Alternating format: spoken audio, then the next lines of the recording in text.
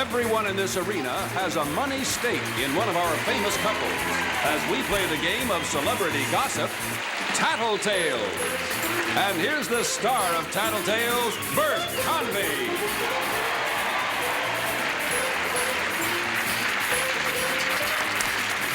Hello, everybody. Thank you for coming. Thank you for tuning in. It's nice to have you with us. Today, our audience, oddly enough, is divided into 3 sections, banana, blue, and red. And if you'll stick with us a moment, we're going to meet the people that's going to win the money for them. Here they come now. Winning money for the blue section, Mr. Gene Barry and his wife, Betty.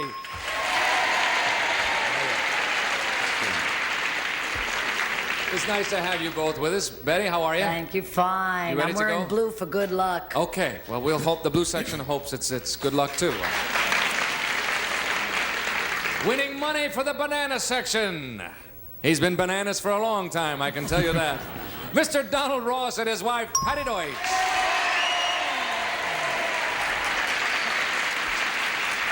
Is there some particular significance while you're Simonizing the top of her head like that? No, but I don't think she's had her hair washed this week, so I'm... I see. You're helping her whatever. out. I understand. Patty, you ready to go? Yes. All yes. right. Okay. Winning money for the red section, ladies and gentlemen, Mr. Ward Donovan and his wife, Phyllis Diller.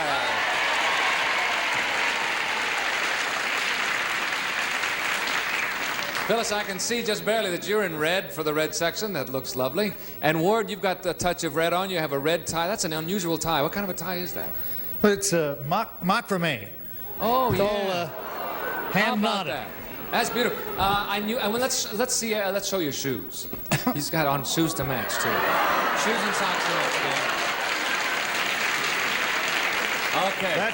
That's our good luck. With that kind of dedication, the red What is section. this, chopped liver? Never mind. No, don't clap. You don't understand. He thinks that's yellow he has on. He misses the whole point. Here's the first question coming up right now. Fellas, you ready? Ladies, are you ready? It's addressed to you. It's worth $150. This is it. Ladies, there's a power failure. So the two of you are stranded in a town.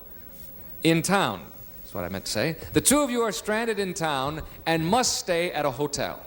Because of the shortage of rooms, you have to share yours with a third person. There are 2 beds in the room, so that's no problem. But who Can we would you take notes? Wait a minute. Now. But who would you choose to be your roommate for the night? A man or a woman? Okay? Would you mind repeating that, sir? No, I wouldn't mind at all. I'd like to hear it again myself. Yeah. There's a power failure, so the two of you are stranded in town and must stay at a hotel. Because of the shortage of rooms, you have to share yours with a third person. There are 2 beds in the room, so that's no problem, but who would you choose to be your roommate for the night? A man or a woman? Okay, everybody got it? Think about it, ladies, and we'll come back in a moment. Who would the lady choose? Well, yes, we're asking the lady. It's the 2 of you are there, but we are asking the lady. Right. So let's see what choice she would go with, huh? Let me rephrase that. Let's see who she would pick, okay? Gene, what do you think? Which would Betty rather have in the room with you? A man or a woman? Oh, it's my turn. Mm-hmm. Do I have to answer this? No, you don't have to, but the blue section will probably beat the devil out of you if you don't. Can I take the 5th? Let's see. I would say that Betty would prefer... Yes? All right, let's say he was in another bed or she was in another bed. Right, that's right.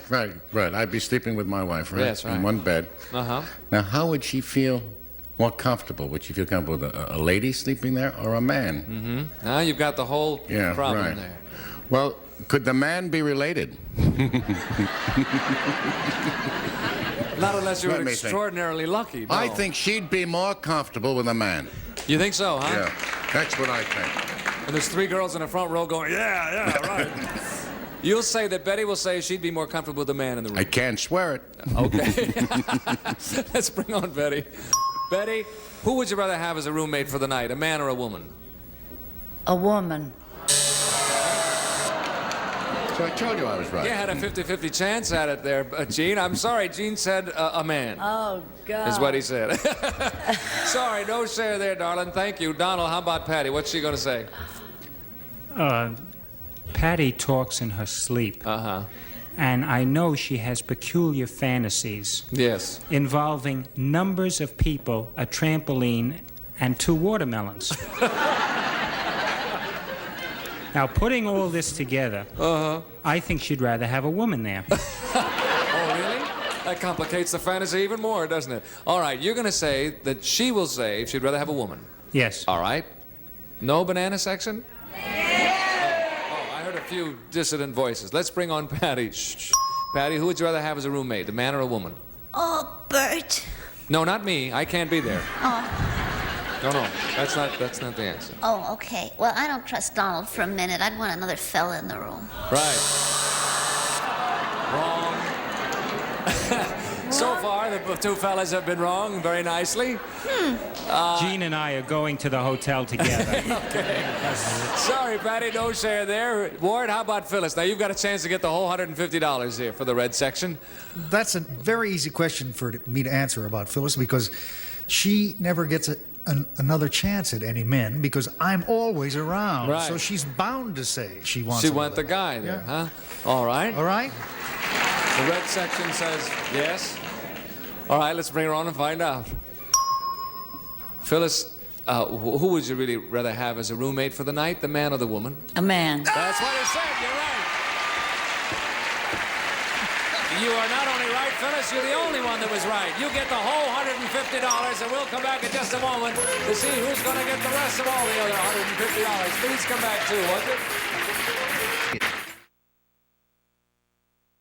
All right, we are back. Second question coming up, and this is it. Ladies, it's addressed to you. This one is worth $150. Phyllis and Ward have all the money at this point, but we'll get it, won't we? Girls, for a role in a recent movie, Juliet Mills had to put on 25 pounds. I remember the film. If you were offered such a role, would you put on the 25 pounds and take the job? If you were offered a role, as Juliet Mills was, and you had to gain 25 pounds to play that part, would you take the job? Think about that. Ladies, we'll come back in a moment. Boy, their faces reveal nothing. I can't see how they're going at all with this. Gene, what would Betty do you think? Would she gain 25? Oh, I think Betty, as an actress, she would figure that her art comes before her physical self, and she would go for putting on the weight. Yeah. How would she do it? Eat a lot, huh? She'd have to. Yeah. I guess so. I mean, unless you put a big pillow in there or something. No, you no. know, I mean. Gotta gain the. I remember when Juliet was preparing for the film, and she was having a field day. I've helped her Spaghetti. get heavy once or twice during. Yeah? Yeah. I think I know what you're driving at. All right, let's bring on Betty. Betty, would you put on the 25 pounds for the movie role if you wanted to take that job, or would you not? I couldn't gain 25 pounds. I So- can't gain weight. Was that her answer? No, what I mean is I would do anything for any part. But I don't think I could gain 25 pounds. I don't know how to give an answer. But if I could gain the 25 pounds, I would. I'd shave my head, too. All right. The man says that's exactly right, and you're absolutely right, and you have a share of the pot. Yes, you know, that's a good consideration, because some people would find that very difficult, I would imagine. Well, I knew that. I knew that she couldn't put on the 25 pounds, but I also felt that if she could, she would. She would. For the part. Yeah. All right. Thank you, Betty. Donald, how about Patty? I think Patty would put on the 25 pounds just at the chance of an audition for the part.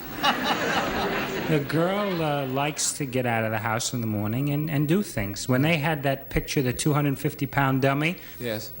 she tried to get the part, even though they got a football player. She didn't care.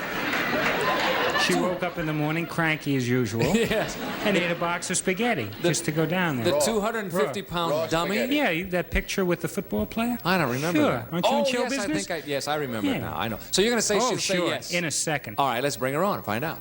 Yes. Patty, would you try to gain the 25 pounds for the movie and take the job, or would you not? I'd try to gain it. What the man said.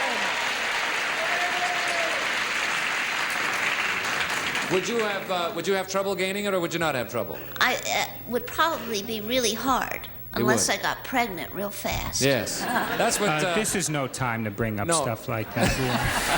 It's a family show, not a soap opera. All right, you have a share of the pot, too, Patty. Ward, how about Phyllis? What's she going to say? Well, I'm going to be very unchivalrous and say she's already gained the 25 pounds. She's got the job, right? She got the job. But what if she had to gain 25 more? She'd do it. She would? You'd say yes. Oh, yes. Oh, yes. Could she do it, too? I mean, could she put on 25? I think she could. Think so? Oh, yes. He said yes about every way you can, hasn't he? Okay, let's bring on Phyllis. Phyllis, would you put on the 25 pounds for the movie job? No.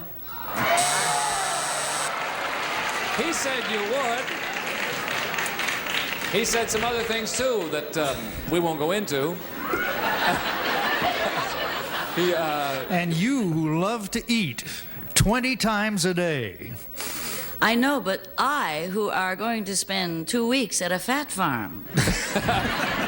You who are would not do that, and you who are would not share in this pot either, because the blue and the yellow section split that pot in half.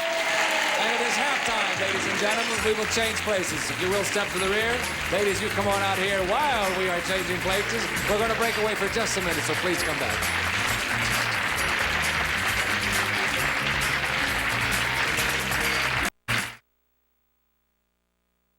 We are back. We have changed places. I have the ladies out here with me. Hello, ladies. Hello, Bert. Nice to have you out here with us. Fellas, you ready to go back there? Yes, Birch. Okay, here comes the first question worth $150, and this is it. Men, you're at a show in Las Vegas, sitting at ringside, and Don Rickles spots you. What would he be most likely to insult you about? Don Rickles spots you ringside in Las Vegas. What would he be most likely to insult you about? Okay? Think about Don, and then come back and tell us what it's going to be. Bye, fellas. Betty, what will Gene say that Don Rickles would pick on, do you think? Oh, God, he picks on everything Yes, he about does. Gene. He really does. Oh, he does, He huh? loves to see Gene in the audience because Oh. he starts with the look at the cowboy and the well-dressed thing. Yes, right. Those are the things he picks on mostly. So now you say. gotta pick one. What would he be most likely to insult you about? His clothes. Clothes, you think so? Yeah, because he has a reputation as some snappy I know, dresser. he starts on that, but he has other things he likes too. Really? Want to tell us one or two of them? Not really. Not really? Not for national television. Okay, so you'll say the way he dresses is the first thing he'd be most likely to pick on, huh? What would he be most likely to insult you about? It's Yeah. insult is the word now. Yeah. You want to stay with that? Yeah. Yes. All right, let's bring him on. Gene, here you are, you're ringside. Rickles is on the floor. He spots you in the audience. He comes over and he starts on you. What is he most likely to insult you about? Well, I think he'd probably work on the image that I have managed to portray so many years on television, the well-dressed, the elegant kind of thing. That's what she said. You're right. That's it. Honey, you were wonderful.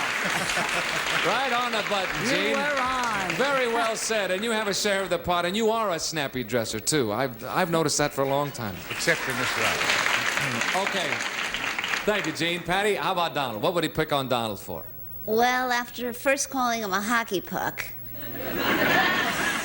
he could pick on him about his clothes, but for a different reason. Yes. I think he'd probably go for the cigar. You think so, huh? That big cigar he smokes? Yeah. Yeah? No. Have you seen the size of that? It's not a pretty sight. No. No, it looks like a bedpost stuck in his mouth. Okay, you'll say he picks on the cigar, huh? I would think so. Okay, let's bring on Donald and find out. All right, fast Donald. There's Don Rickles. He spots you on the stage. He walks over and he says, "Hello there, Donald." And what would he start on you with? Who's Don Rickles? A Jewish man? Someone I should know? Donald. Oh, I'm only kidding. Oh. Who are you, Bert? Donald, I can wipe you off that screen with the click of my finger. Do you know that? I'm going to take a wild guess that it's my mustache. Now the yellow section is saying, who's Donald Ross, aren't you, Right. gang? Yeah. Sorry about wait, that. No, What? only his mustache after he set fire to it with his cigar. Yes. So he wasn't altogether wrong. Patty said your cigar, Donald. I don't always smoke the cigar. I always smoke my mustache. No, It's never always mind. with me. I'm sorry, no share in the pot there. Phyllis, how about Ward? What would Rickles pick on, do you think? He would pick on his cape. I beg your pardon. His cape, because Ward has this Dracula-like cape that he wears to scare me. Is that right? And Rickles is frightened out of his wits over it because he thinks that Ward goes for throats. I see. So you're going to say His cape. his cape. Okay. Very few people wear capes. No, it's true. And if he Especially- gets this, we'll fall down. Yeah, I guess we would. He wears a cape, huh? A real cape. Yeah. All right, Yes. let's bring him on and find out. Ward, what's Don Rickles going to most likely insult you about? He's going to insult me about my cape. That's what she said. You're right. You're absolutely right. How incredible. Phyllis and Ward, Benny and Jean split that pot in half. And at this point, the red section with Phyllis and Ward are in the lead. And we'll come back to find out how they do in just a moment. Please come back too.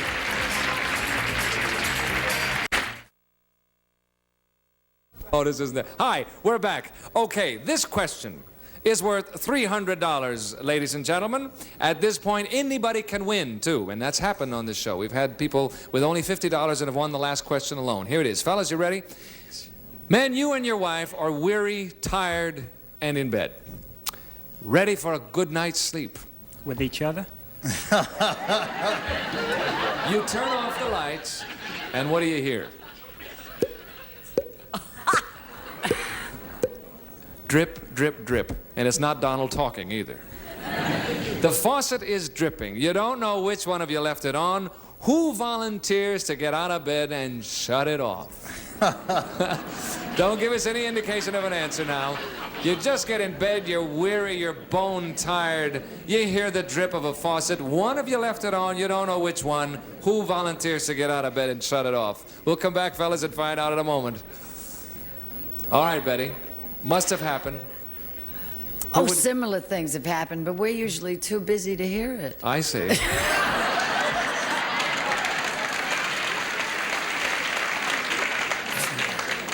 But if we did happen to hear it, Yes. just like I'm mean in the morning, Yes. I'm mean when I'm half asleep. I hate to get up for anything. So he, The only thing gets me up is when the baby cries. Right. Right? Right. And then he gets up ahead of me, too, beats me to the door. No, he would get up. He would get up. Yeah. Isn't he sweet? Yeah. That's nice. He is. That's very nice. He's a nice guy. Yes, he is. He's good to me. I'm gonna be so Yes. sick. All right.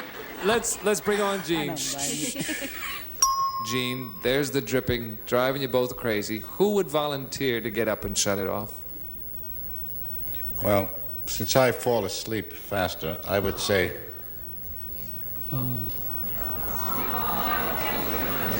Well, can I start all over? No. Yeah, I was going to say that Betty is the drip fixer in our house. She said it the other way around, sir. But you said we both heard the dripping. Yes, you both hear the dripping, He's dripping, but who would assuming he's volunteer? asleep. No. Who would volunteer to get up and shut it off? Oh, then can I do that over? No, I'm sorry, Gene. I thought I made it clear. There's no share there, Patty. How about Donald? Who would volunteer to get up and shut it off? Well, See, that's why you have to. one time, Donald and I had a fight. And we went to bed. And the television set was still on at 4 o'clock in the morning. And I knew it was on. And he had hurt his back. And I was so mean that I just laid there and watched that poor soul try to get out of bed to turn it off. I mean, he had to roll himself on the floor and then drag himself over. But you weren't going to help him. No boy. way. Let him do it himself. So he can also fix the drip on the way to the set. So you say he would volunteer? I think so. All right, let's bring him on. Donald, who would volunteer to get up and shut off that drip? I am a beautiful human being and a warm person, and I would. That's what the lady said.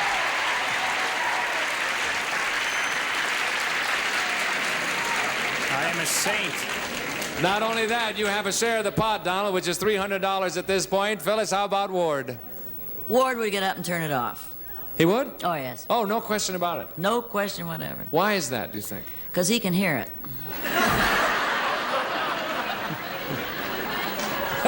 Okay, that's plenty good enough for me.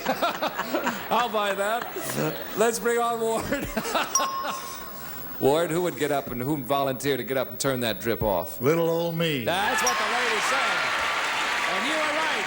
And the banana section is right, too, so you split the $300 between you. And that signal means time is up. The red section wins with Phyllis and Ward. We shall return to find out how much they've won. Please come back, too. We are back. Congratulations to our winners. The red section, Phyllis and Ward, have won $375. We had $1,000 of that for a total of $1,375 for the red section. Thank you all for coming. Thank you all for tuning in. Bert Convy saying, see you next time, gang. Bye-bye.